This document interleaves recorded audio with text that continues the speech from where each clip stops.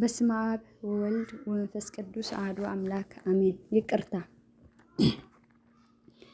ዘመድ አዝማድ ገዲፎምና በዓርክ መሓዛ ተስፋ ቆሪፅና ንኸውን ክንረክብ ከለና ዝኸቡና ሰባት ሎሚ ምስኣና ተበቲኖም ይኾኑ ብሓሶት መሰኻኸር ዘይግበአና ፍርዲ ተቐቢልና ንኸውን ንቐንኣቶም ሃይማኖት ፍትሒ ኣልቢሶም ዝቃለሱ ሰባት ናይ ፀልኢ ኣርዑት ወዲቑካ ይኸውን ዝሰምዓምናዮም ንኺሶምና ዝቐረብናዮም ነፊጎምና ዕንበባ ንዝሃብናዮም ሓመድ ኣልሒሶምና ወርቂ ንዘለቃሕናዮም ፀፀር መሊሶምና እኽሊ ንዝሃብናዮም ሓመድ ሰፊሮምና ይኾኑ በኣና ምኽንያት ዝተረኸቡ ሰባት ኣብ ልዕልና ጉጅለ ኮይኖም ናባና ዝትኩሱ ሓደጋ ኮይኖም ይኾኑ ብዙሕ ብልሽው ዘለዎ ዕድመ ተለማሊሞም ቤትና ኣትዮም ምስ ተደላደሉ ብዘይቋርፅ መጎት ኣድኪሞምና ይኾኑ ሓደራ ኢልናዮም ዝኸድና ሓዳርና ንብረትና በዓልቲ ቤትና ወሪሶም ተቐሚጦም ይኾኑ ሽግሮም ክሳብ ዝሓልፍ ተፀጊዖም ምስ ረኸቡ ግና ሸኾና እግሮም ኣልዒሎምና ይኾኑ ዓፅሚ ዘይብሉ መልሓሶም ኣዕፅምትና ሰይሮም ብመርዛም ቃላቶም ሕልናና ጎዲኦም ይኾኑ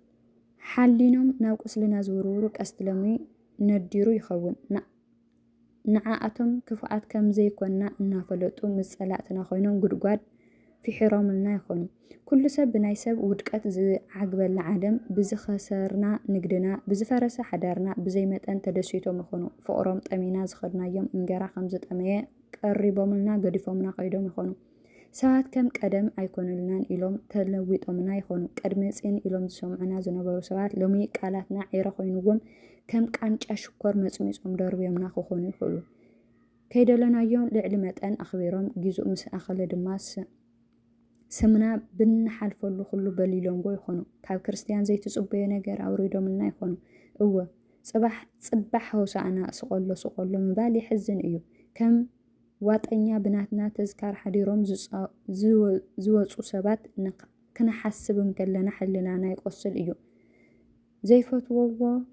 ዘይፋተው ሰባት ንዓና ንምጥፋእ ሕብረት ክገብሩ ምርኣይ ይሓርደካ እዩ ንምሳይ ከይረጋገፁ ገና ፀሓይ ከይዓረበት ተሰናበቲ ምስ ዝበዝሑ ዓባስ ይገብሩኻ እዩ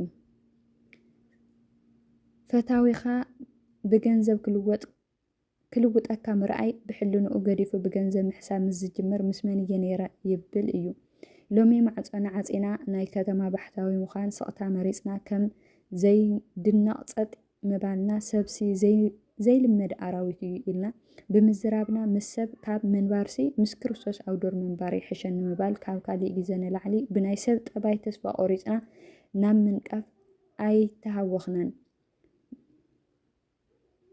ብዝራሕርሑና ሰባት ተባሳጭና ንዘለዉ ምእማን ሲኢና ንኸውን ሕጂ ኣብ ጎንና ዘለው ፈተውትና ብሓቂ ከም ዝፈትውና ልብና ኣሚኑና ነገረና እንከሎ ነገር ግን ካብ ጉድኣትና ዝተበገሰ ንማንም ዘይምእማን እዩ ኢልና ንኸውን ተመርዒና ነጭበርበር ወይ ዘይተመርዐወ ወሊድና መኻን ዝገበሩና ይቅር ምባል ኣይከኣልናን ንኸውን ሃገር ኣልባ ዝገበሩና ካብ ንፈትዎም ወገን ዝፈለዩና ፍቕርና ብሓመድ ዝደፈኑ ምርሳዕ ሸጊሩና ይኸውን ናብራና ንበዓ ዝገበሩ ንኸስዕና ነዲሩ ደም በዝሒ ዘብቁዕና ምግዳፍ ማለት ምሽናፍ መሲሉና ይኸውን ንዓና ብዘቃፀለና እሳት ዝመቁ ርእስና ርኢና ከም ዘይረኣና ኮይንና ምሕላፍ ዘይከውን ኮይንና ይኸውን እቲ ንኣኹም ዝስምዐኩም ዘሎ ሕማም ንዘመናት ተሰሚዕኒ እዩ ርእሰይ ኣሰኒፈ ናይ ይቅርታ ሰብ ንምዃን ብዙሕ ግዜ ምስ ገዛእ ርእሰይ ተጋዲለ ኣለኹም ሕነን ምባል ብጣዕሚ ክጎድአኒ ርአ ኣለኹ ብዛዕባ ይቅርታ ብዙሓት መኺሮምኒ ብዙሕ ምኽሪ ሰሚዐ ምምላስ ኣቢኒ ከም ዝነበረ ይዝክር እየ ኣብ መጨረሽታ ሓደ ኣቦ ግን ንሰይጣን ከማን ኣይግዘአልካን ዝብል እምቤታ እምበር ቂም በቐል የብለይ ንገዛእ ሓውካ ግን ቅመኛ ብምዃንካ ገዛእ ርእስኻ ክትዕዘብ ይግባእ ካሊእ ይትረፍ ኪድ ሎሚ ምድሓን ርኸብ ምስ በሉኒ ዓብዪ ሸክሚ ካብ ርእሰይ ወደቐ ካብዚ ኩሉ ንላዕሊ ናይ ይቅርታ ሂወት ከይተለማመድኩ እግዚኣብሄር ኣቦይ ኢለ ክፅውዖ ከም ዘይክእል ምስ ተረዳእኹ ክእለት ንኽህበኒ እናለመንኩ ብዓብዪ ንስሐ ኣብ ቅድሚኡ ወደቅኩ ኣቀይሞምኒ ንዝበልክዎም ሰባት ከም ሰባት ስሞም እናፀዋዕኩ ክፅልየሎም ምስ ጀመርኩ ቂምታይ እናተቐረፈ ወደቐ ተተዛሪበዮም እዩ ዝፈኽሰኒ ዝብል መምርሒ ገዲፈ በደላቶም ምዝርዛር ኣቋሪፀ ናይ ስቕታ ሓይሊ ረኸብኩም። እግዚአብሔር ሕጂ ናይ መጨረሻ ግዜ እየ ይቅር ዝብለልካ እንተ ዝብለናሲ እንታይ ምተሰምዐና? ንሕና ኣብ ዘመን ህይወትና እኳ ሓንቲ ግዜ ንሰባት ካልኣይ ዕድል ኣይንህብን በቃ ኢና ንብሎም። እግዚአብሔር ግና ብህይወት ዘመንና ዘይኮነሲ ብብዕለቱ ካሊእ ዕድል ይህበና። ኣብ ወንጌል ማርቆስ ምዕራፍ 16 ፍቕዲ 7 ዘሎ ቃል ኣብ ውሽጢ መጽሓፍ ቅዱስ ካብ ዘለዉ ዝትንክፍ ቃላት እዩ። ቃሉ እዚ እዩ። ስለዚ ኪዳ ንደቂ መዛሙርተይ ንጴጥሮስን ናብ ገሊላ ክቐድመኩም እዩ፣ ከምቲ ዝበለኩም ከዓ ኣብኡ ክትርእይዎ ኢኹም ኢልክን ንገሮኦም ይብል። ንደቂ መዛሙርቱ ድሕሪ ምባሉ ንጴጥሮስ ንምንታይ ኢሉ ምስ እንብል ኢየሱስ ሞይቱ መሲልዎ ዝኸደዐ ጴጥሮስ እዩ። ሓቂ ንሓዋሩ ተረሲዓ ትተርፍ መሲልዎ ርሕቕ ኢሉ ዝኸደ ጴጥሮስ እዩ። ናይ ሎሚ ሓያል ኩሉ ግዜ ሓያል ክኾን እዮም ኢሉ ዓርኩ ዝለወጠ ጴጥሮስ እዩ። ኣይክሓደካን ኢሉ ዝመሓለ ኣብ ማሕልኡ ዘይተረኸበ ጴጥሮስ እዩ። ኣብ ግዜ ሰላም ካብ ናይ ኢየሱስ ኢድ በሊዑ ሰትዩ ብመከራ ምሸት ምስ ጸላእቱ ሓዊ ዝሰሓነ ጴጥሮስ እዩ። ስሙ ንምጽዋዕ ተጸይፉ ሕዚ ትብልዮ ዘለኻ ኣይፈልጦን እየ ዝበለ ማቴዎስ 26:70። ስለዚ ጴጥሮስ ዳግማይ ንዓይ ምንም ኣይቅበለንን ብዝብል ስምዒት ምንባሩ ዘይተርፍ እዩ። ኢየሱስ ክርስቶስ ካብ ሞት ድሕሪ ምትንስኡ ከምቲ ቀደም ዝነበሮ ፍቕሪ ገይሩ ሕጂ እውን ንጴጥሮስ ከም ዝፈትዎ ዝገልጽ ታሪክ እዩ ማርቆስ ዝጸሓፈልና። ክርስቶስ ንጴጥሮስ ንሰባት ይቅር ምባል ክልወጡ እዩ ዝደሊ። ጴጥሮስ ካልኣይ ዕድል ስለ ዝተዋሃቦ እሙን ኣገልጋሊ ኮነ። ካልኣይ ዕድል እንተዘይወሃቦ ነይሩ ኣብ ኣደባባይ ሮም ንቁልቁል ተሰቂሉ ንጎይታ ኣይመኽበረን ነይሩ።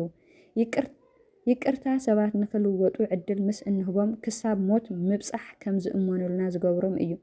ንሰብ ምውዳቕ መጨረሽኡ ኣይኮነን። ምውዳቕ መጨረሽታ እንተዝኸውን ነይሩ ሰብ ንምዃኑ ኣይመበቕዐን ነይሩ። ኣብርሃም ዕድል ተዘይወሃብ ካብ ናይ ጣዖት ቤት ኣይመወፀን ነይሩ። ሙሴ ዕድል ተዘይወሃብ ካብ ምቕታል ነፍሲ ኣይምተላቐቐን ነይሩ። ዳዊት ዕድል እንተዘይወሃብ መቕደሱ ንምስራሕ ኣይምተንስአን ነይሩ። ብሉፅ ፈታዊ ንምርካብ ድሕሪ ይቅርታ እዩ።